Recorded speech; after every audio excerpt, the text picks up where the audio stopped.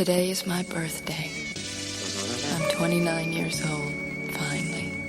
I probably won't be around to see my 30th birthday, though. I'm going to be killed because I witnessed a murder.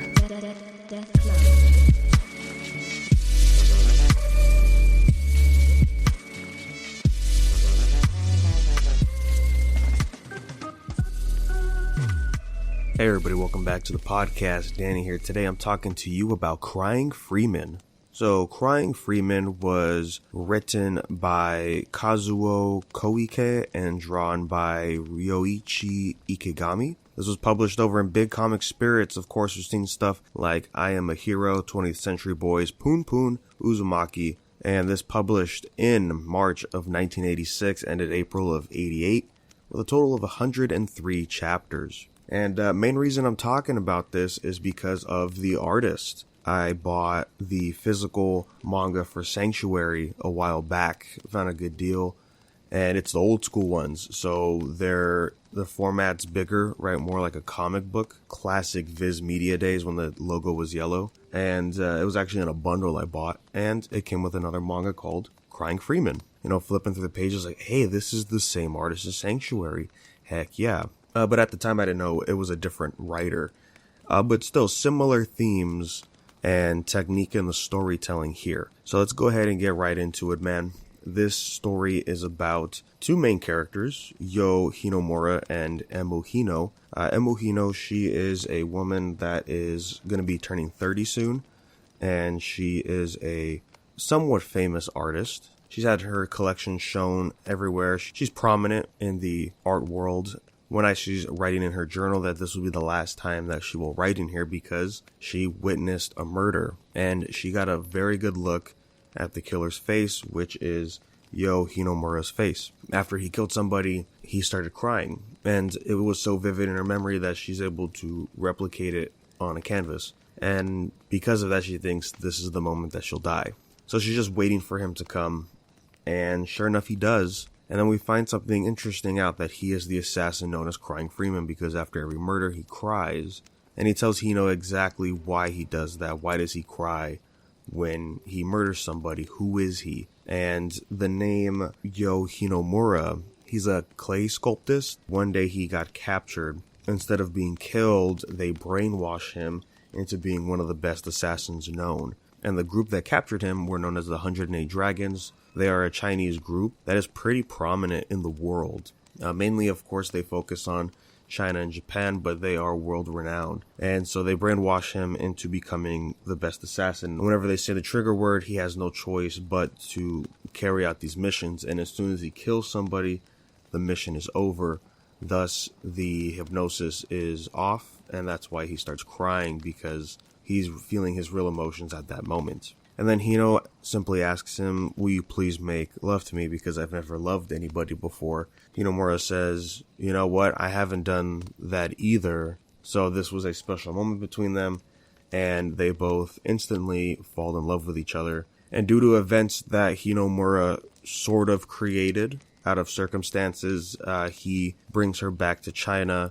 They get married, and she becomes the tiger to his dragon, because another prominent thing about him is that he has a dragon tattooed across his whole body, as he is going to be the next leader of the 108 Dragons. And so this story is about Crying Freeman and his life as an assassin, but more so the phase of his life where he accepts being an assassin, because at one point he lets go of his identity of Yo Hinomura and takes on a new Chinese name, as well as Hino. She takes one as well. And it's a good time.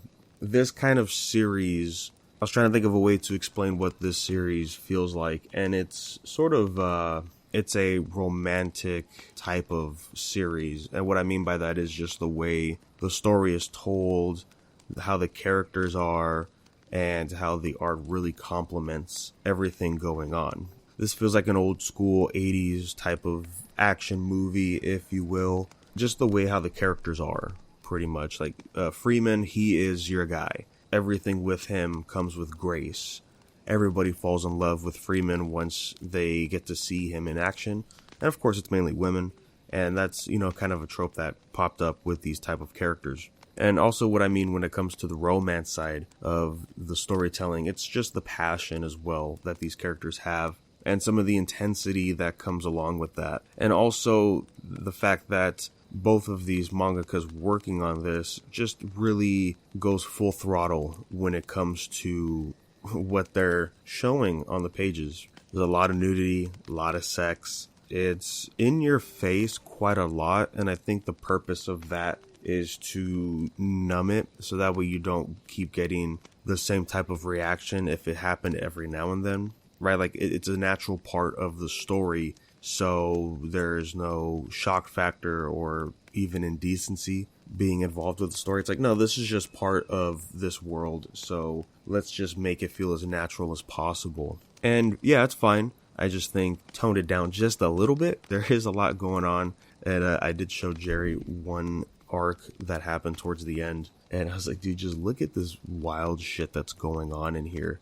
And he's like, what's going on? It's so weird. And it could get like that sometimes, and I think that's when the manga just gets a little over the top of what they're trying to do. And there's really nothing wrong with it, but yeah, it's an interesting series for sure. The action's great, well choreographed. It's very simple, so you can understand it pretty quick, and you can just appreciate the art that's there. And for the most part, it's just a mission of the week type of series. Just like Ushio and Tora, this manga also is divided by arcs, but the arcs are called chapters, and they more or less all play the same. Is he really that good of an assassin? Let's find out. Let's go try to kill him. Of course, he beats the assassins that get sent their way, and he kills the people who hires them, and at the end he cries. There's really not a whole lot of depth in here, but I guess that's not kind of the point, right? It's all about style and showcasing certain aspects of these assassins and this side of the world. And you could tell early on exactly what you're going to be expecting, mainly because of how accepting Hino is into just joining this world, as well as just other things that go on in the story with Crying Freeman. There is some cool stuff that pops up here and there. Eventually, Hino gets a sword, and there's this whole little arc with her in there, and that was pretty cool. But yeah, for the most part, what you're going to be seeing is sort of just this repetitious state. It varies in how he handles each situation, just enough so it doesn't feel like, oh, we just saw this. But I did see that there is an OVA series with 6 episodes, as well as a live-action movie. When I saw it was 6 episodes, and I wasn't even done reading at the time, I thought, yeah, that makes sense. That's enough. Because you don't really have to dive a whole lot into this.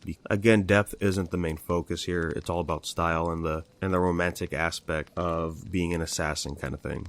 And I will say, with 103 chapters, it was fine. There was one arc, though, where I thought this should have been the end, because it was a big moment for Freeman to really show exactly who he is and why you shouldn't mess with the 108 dragons and why he is the greatest assassin of this time. And then it kind of kept going, and the last arc, I understood it. It made sense. That definitely could have been just an epilogue of 2 chapters, which the last thing that happened was 2 chapters long. So we could have had that immediately after the arc I just mentioned, but we had a little bit more. And again, it's okay, but there was a certain point where I was like, oh man, like, why didn't we just end it there? That was a good note. And really, aside from all that, I would say, yeah, check it out. If you like style and passion, this is for you.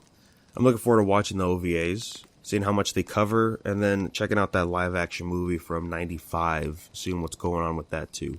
And with that, that's really all I have to say, guys. Have you checked out Crying Freeman? But I would still love to hear your thoughts. You could send those over to unversepodcast@gmail.com. We'll be sure to bring those up on the next episode, and then you could follow us on social media at unversepodcast anywhere you go, and we'll let you know when episodes eventually drop. So thank you guys, and I'll catch you on the next one.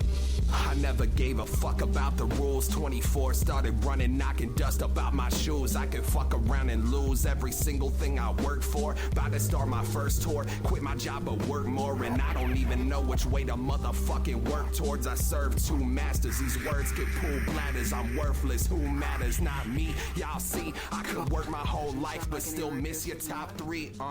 Mr. Go, still hit your indigo. Living on the edge, kinda hope the wind isn't slow. Shout my eBay and shout my brother TJ. Third eye strong, kinda feeling like I'm Heat A. Talking about these days, fuck this generation. While you fuckers get complacent, feeling stuck and end up hating every fucking thing you can. Why you trying to seem cool? Stop making fun of everything and try to be you. That's advice from me to you, believe it's true. It might shock you that I love you, y'all can call me Pikachu. Being you is hard to do. I should make it well known that I'm no stranger to the concept of hate and self-loathing. I used to look in the mirror, feel disgusted, but now it's kinda like fuck it. I used to look in the mirror, feel disgusted, but now I'm feeling like fuck it.